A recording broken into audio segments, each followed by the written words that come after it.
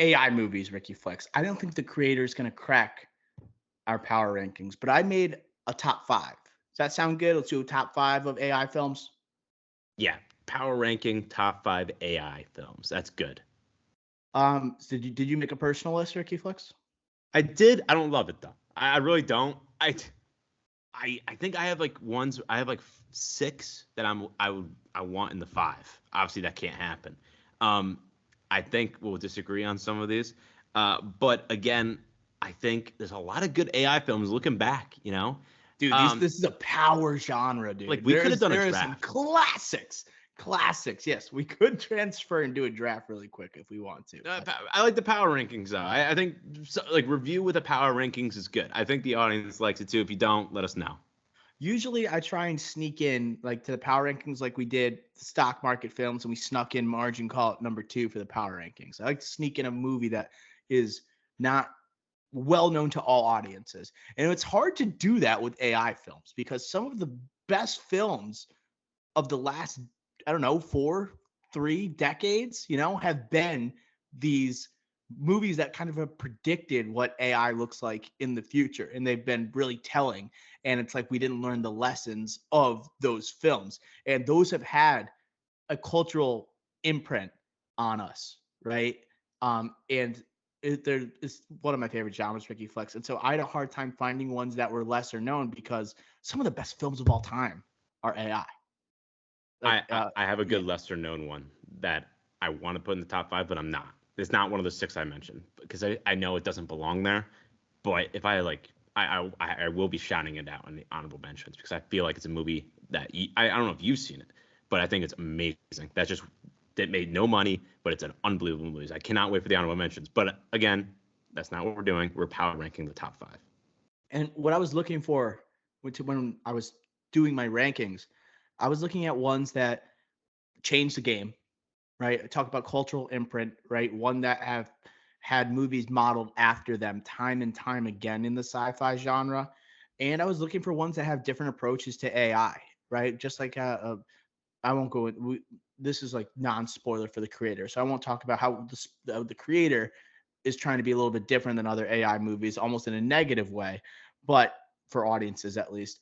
But I want to lead off with my number 5, and it's Her. Did that make your power rankings, Ricky Flex? Yes.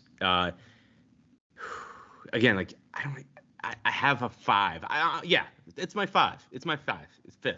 So this is like an AI movie that's not about humans versus machines, but like an intimate relationship between a human and a machine, something that has human-like characteristics. And what if you were to fall in love with this non-human? It's not even a being, like just like this concept, this idea. When it features an all-time performance from Joaquin Phoenix, right? I think it was close to our number 1 Joaquin Phoenix performance. It was right Amazing. there. And Scarlett Johansson is like the perfect voice for like a not it's like almost too beautiful of a voice to be human, and that's what makes like the casting so perfect for it. It's almost like how we did like Brad Pitt was an amazing casting for Tyler Durden because he's almost like unbelievably cool and the character's not real. That's like the same thing with like Scarlett Johansson voicing an AI like AI woman that you fall in love with. So sentimental AI movie, right? Doesn't It's not a warlike mentality like some of the other ones that we're gonna bring up, but I thought it shows. I think it's anti AI by the end of it. Joaquin realizing he has to break away from this AI figure and go have a relationship. I think it's with Rooney Mara. I think is she the real life girl at the end? Is it Rooney? No, it's No, Amy Adams. Amy Adams is the real life girl at the end, but also his ex-wife is freaking Olivia Wilde. No, no freaking Targaryen. God, what's her? Amelia Emilia Clark. Clarke. Yes. And I mean, Olivia Wilde is so hot in that movie. I was just the entire time watching that, I was like, why? Like, this isn't real life. Like, how is Joaquin pulling this chick right now? I never understood that. But yeah, no, Spike Jones getting in his weird, like doing his weird thing a little bit here. Different flavor of AI movie. I think it's a different type, so that's why I cracked the top 5.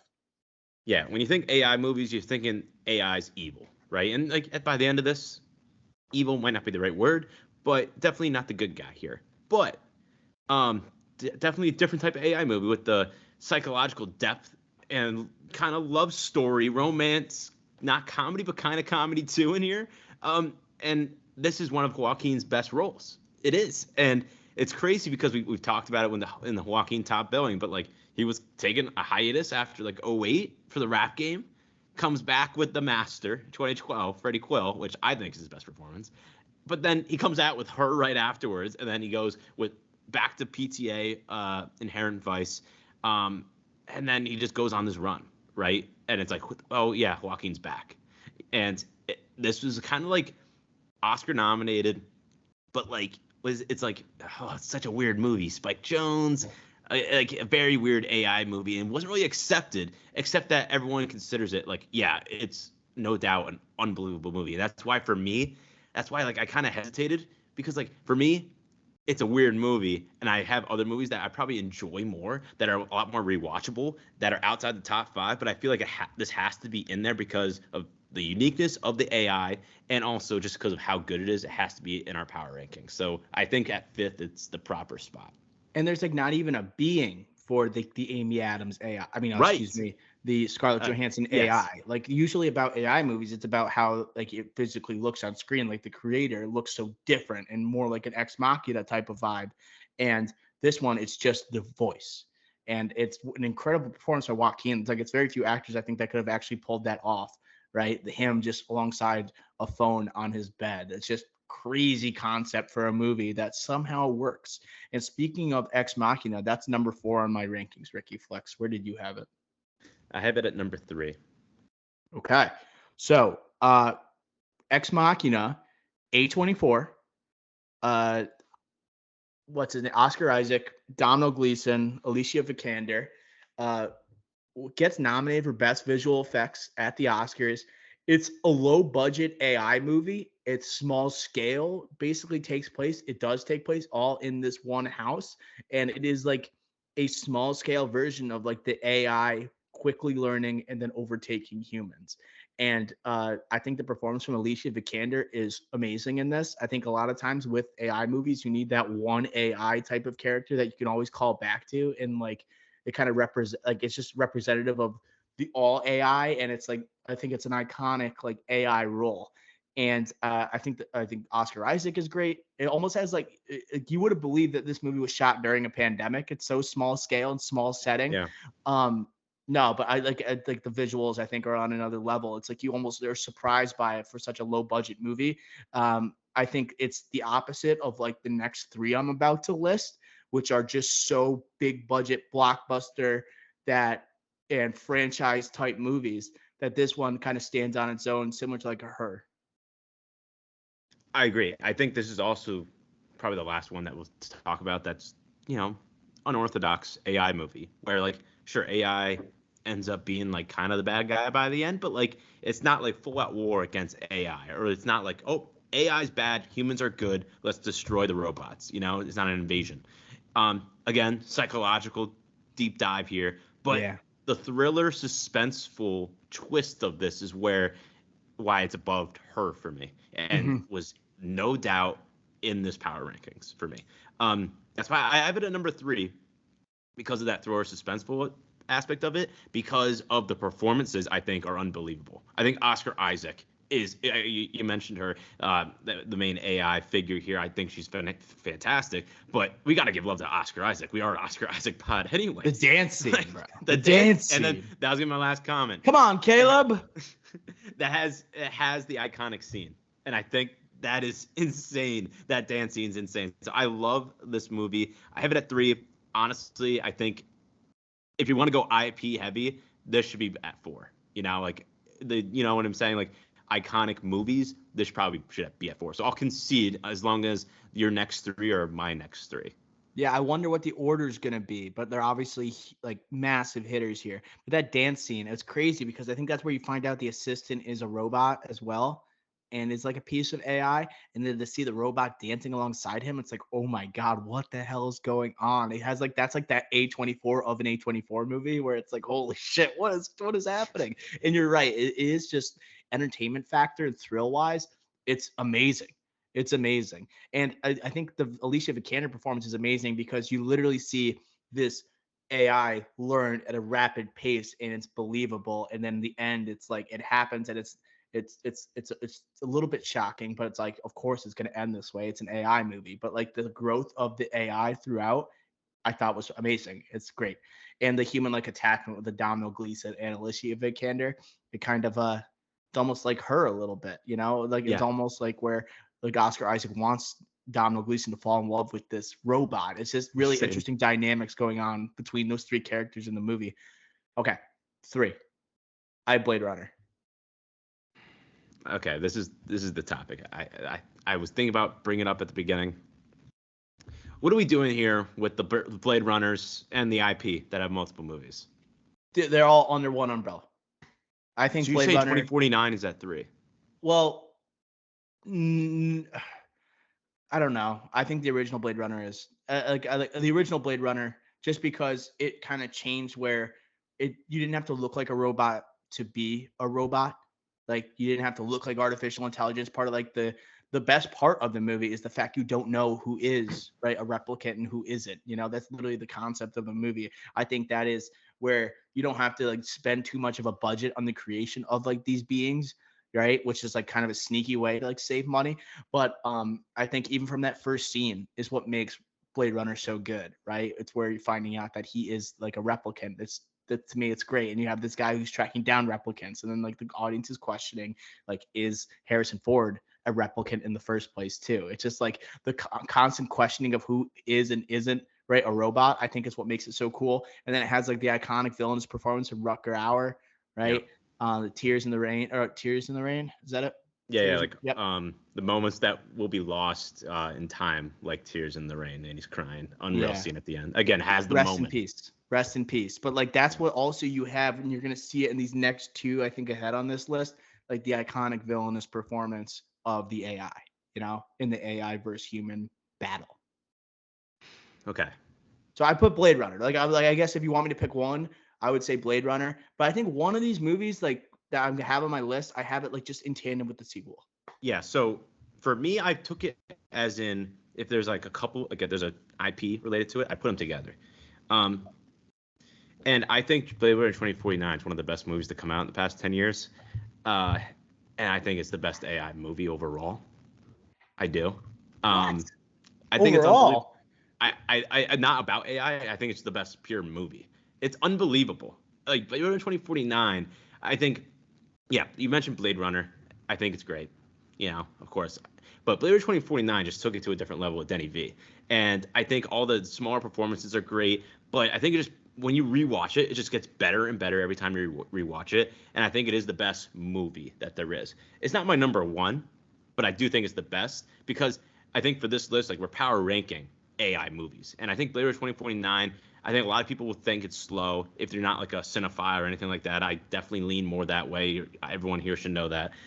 So that is obviously going to be my favorite. But if I'm power ranking AI movies, no, that won't be my number one. Yeah, I had it at number 2, the Blade Blade Runner. Runner was a game changer, bro. That was a It game was. changer It with just AI got movies. And then like a couple years later, you get the AI movie. But like this one kind of like set the tone a little bit going into like the blockbuster 80s and like the sci-fi. Like, I don't know. And the visuals stand pretty well today. But I'm sorry I interrupted you. But yeah, I like had it the at first 2. one is awesome. I had the Blade Runner 2049, Blade Runner at 2. So what did you have at 2? Matrix. Okay, I had Matrix at 3. Or sorry, 4. Okay. So wait. So So I what Ex Machina at 3. I had and you had Matrix Blade at Runner at 4. 2? And I had Blade Runner 2049 at 2. Okay, let's do that. So you conceded with me for Ex Machina. Yeah. I'll do the same thing for you. Okay. Okay. But the Matrix, that is also iconic AI villain performance with Agent Smith. And it is interesting because it takes place after like the humans have lost to the AI. And it's just really conceptually unique. Like there's never been a movie like The Matrix. I don't know. And like other movies have tried and say that like, there's different realities and things like that. Like you're living in a simulation type of thing. That conversation didn't really happen until The Matrix. And in terms of like how the AI is used, like the duplication of an Agent Smith, right, and the visual effects. I thought the performances also matched like an AI type of movie, even when like the humans aren't AI. Like a Morpheus kind of talks like he is a piece of AI, but obviously human, right, against it. But that movie is obviously a classic, and it's the it's one of the like it's one of the iconic human versus machine movies. You know, it's just it has to be up here. That's why I had it at 2. But I mean, these are all classics between Blade Runner, Matrix, and then eventually we're gonna get to Terminator. Yeah, I think for me, like the kind of like part where the reason I had it behind Ex Machina is that I think the trilogy, or not trilogy now, like 4 movies, but it all kind of just boggled down the complications and everything. It just kind of got too out of whack for me. I think it kind of hurt it, that being turned into a franchise rather than if it was just a solo movie. Oh my god, if that never had a sequel, it just stood on its own, that would have been oof. It doesn't Right. like I don't think the sequels don't ruin the first one though in my eyes. They don't ruin it, but like if we're gonna pair up other Or ones hurt too, it. It doesn't hurt it, not ruin it, but I don't think right? it But harms my like viewing of the yeah, first one. yeah, no, it doesn't for me either. I kind of look at the first one as separate, but I Mhm. still in the back of my mind when I'm making this list, um, I do just view it kind of together. Not the fourth one. The fourth one, that's just nothing for I me. don't even count But it. yeah, I don't like. I I really don't don't. count like any of them except for the first one, to be honest. Like the first one just feels so like non-commercial and unique. I'm just like, holy shit! Like this is totally, It, totally like changing the game, revolutionary type of film. it was powerful too, and like it has a classic like Jesus figure storyline, like the chosen one, Messiah, yeah. Messiah, right? He's the one.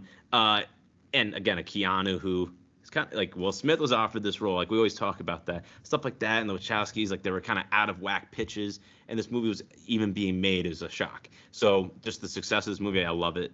Obviously, like it's kind of like tough to wrap your brain around because like even like when you rewatch this movie like you have to like accept that the humans lose right away, and like there's definitely people on this podcast that probably didn't even realize that because sometimes it gets a little complicated and in the weeds where you just kind of forget like, oh, we already lost.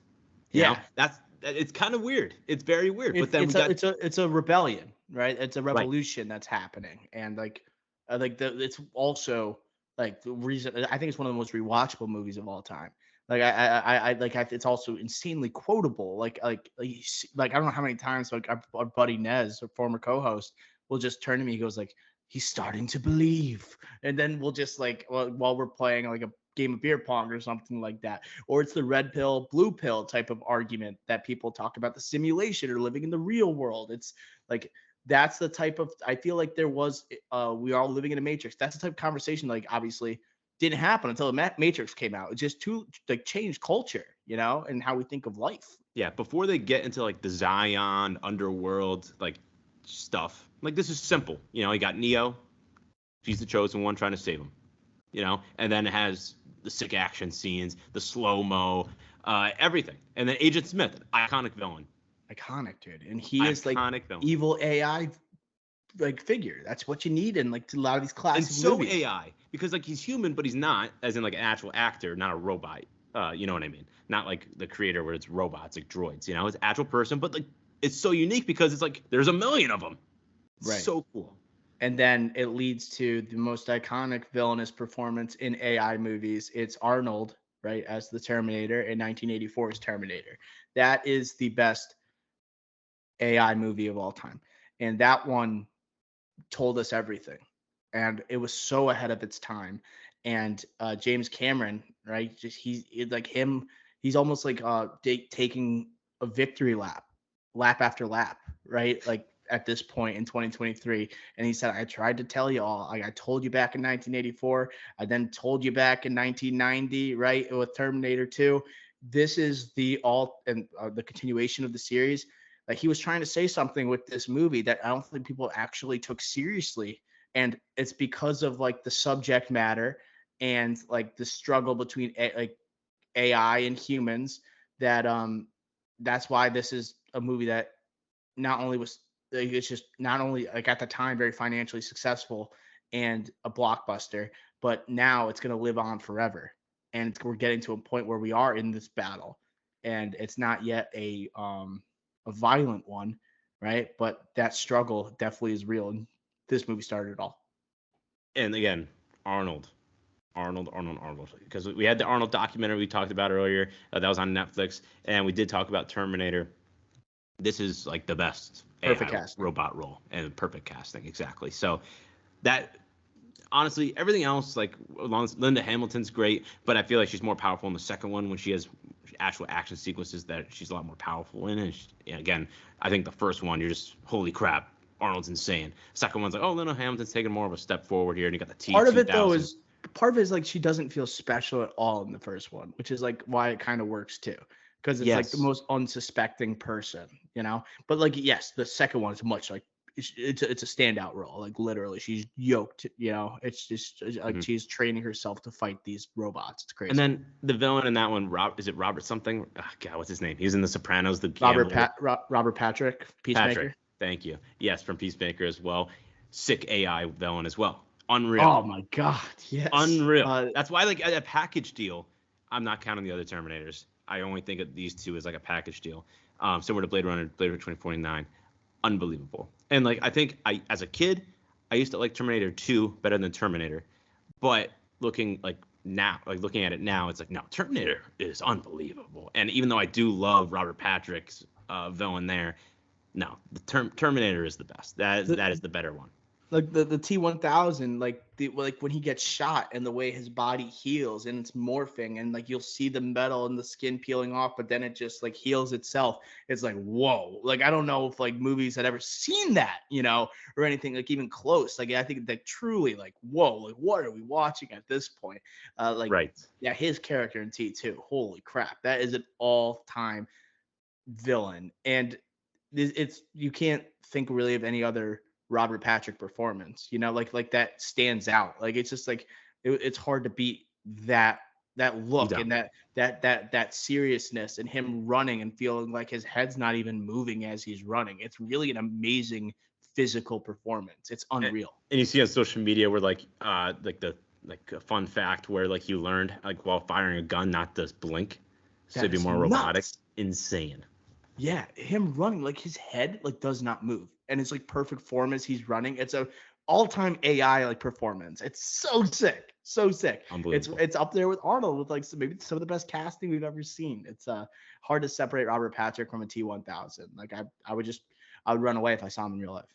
Have to. Whoa, yeah, of course. Even as Peacemaker. So rankings, right? Our 5 here. Then we'll go to honorable mentions. You read them. 5 Her, 4 Ex Machina, 3 Matrix, 2 Blade Runner 2049, and 1 Terminator 2. Yeah, I was a little confused because we kind of talked about them out of order because we made a slight adjustment there. But honorable mentions here, Ricky Flex. One that I'll just throw out there, Minority Report. I threw that one out there, futuristic, right? Handling of also AI, just like talking about like how we handle like the police, right? How would that look like if it was just overtaken by AI? And I think the technology in that movie is really cool. I had it just outside the top 5.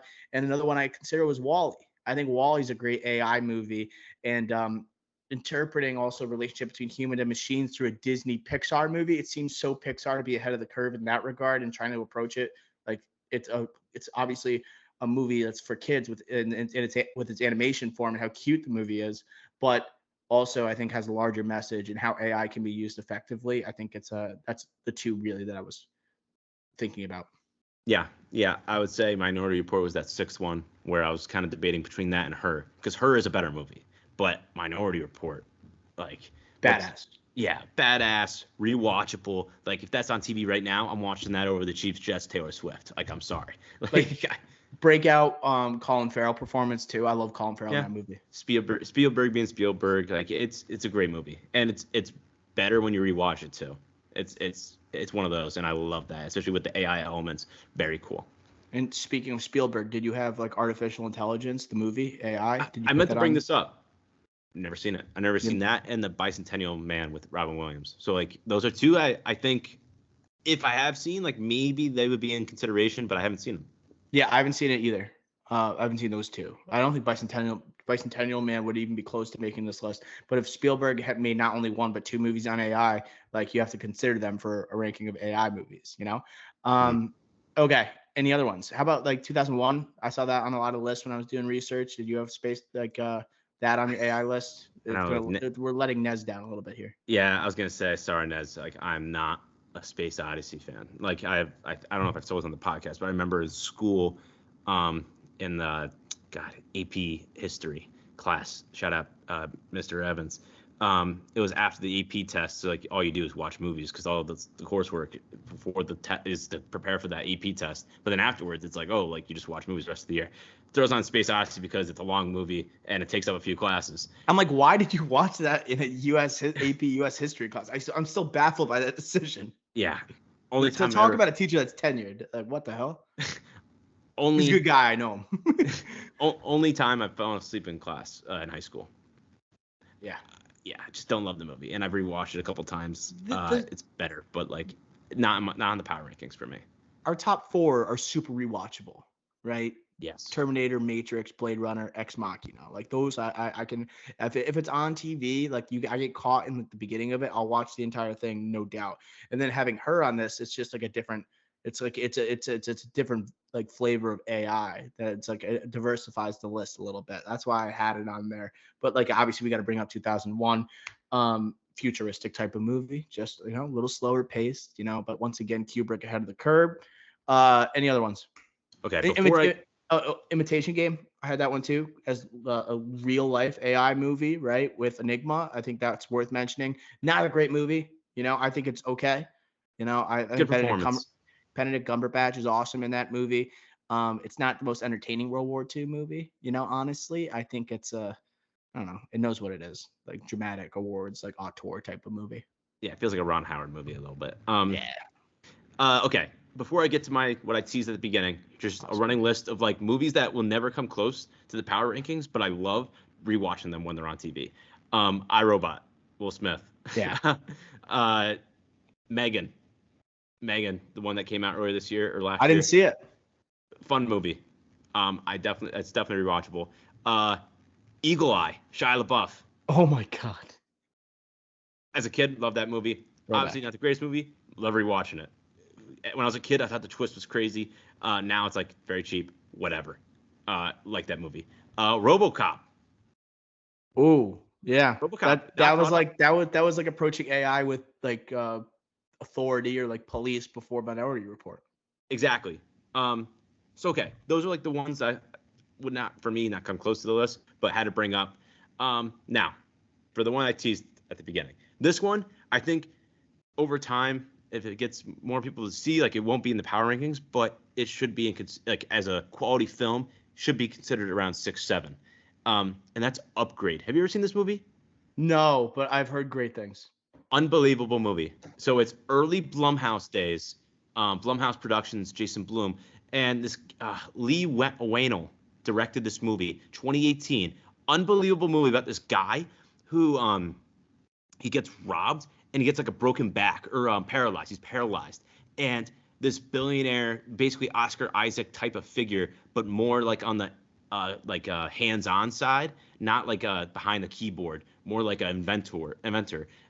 He puts like an AI thing in the guy's neck, and then the guy has super natural abilities, superhuman strength, like all this stuff, and then he goes on like a revenge tour against everyone that like the people that killed him, like killed his wife and made him paralyzed. Retribution film. Yes, similar to John Wick. Unreal film. Highly recommend. It's on Hulu right now. Awesome movie, and like there's not like any stars in it either, but it's a classic Blumhouse. Logan Marshall Green, right? Yes. Yeah. But awesome movie, like 88% Rotten Tomatoes, certified fresh, 7.5 out of 10 IMDb. Awesome movie, highly recommend. Yeah, I've heard it's badass. Like, put it on the Rex this week for sure. That would be a nice one we could have snuck in there. I understand like your argument for it. Lee Whannell, I recognize that name because he was supposed to direct the Wolfman project starring Ryan Gosling. Yeah, and like you think of Saw, he did Saw, Insidious. Like he's done a lot of horror, so it has like a horror element to it. But again, I think it's definitely rated R. Like there's definitely some gory scenes, but it's sick. Like Unreal movie. And it's kind of like if this guy's broken back, this guy like working on it. It's like almost like a Frankenstein type of vibe to it.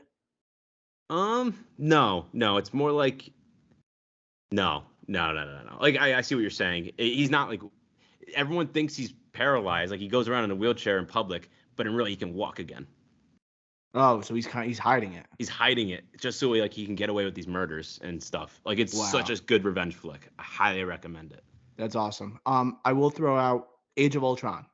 Talk about rewatchable, right? That's AI, right? No one really thinks about that with best AI movies, but that's like once again like talk about subgenres within the Marvel Cinematic Universe, like AI, like sci-fi movie. That's Age of Ultron. And then I mentioned Wall-E, but also Mitchell vs. the Machines, animated movie. I think also takes on AI. And I think it's not as scary, right, with the AI implications, but still it's like humans versus AI, obviously because it's like for family, and has a heartwarming story by its end. And then I had Free Guy. Not great, but it's one of the more recent AI movies. It's most people wouldn't put in this category. Right. Okay. Shout out.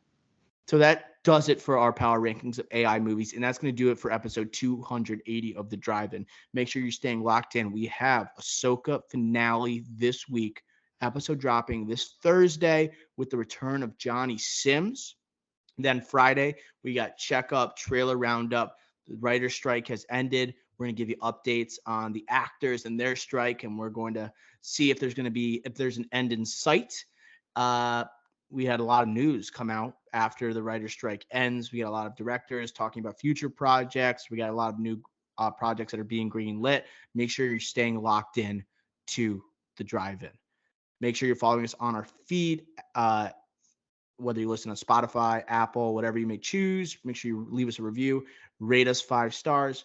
Also, social media, follow us at The Drive-In Pod on Twitter and Instagram. YouTube, if you're watching, make sure you like the video. Make sure you comment on the video and make sure you subscribe. So that's going to do it for episode 280 of The Drive-In. Until next time, we will smell ya.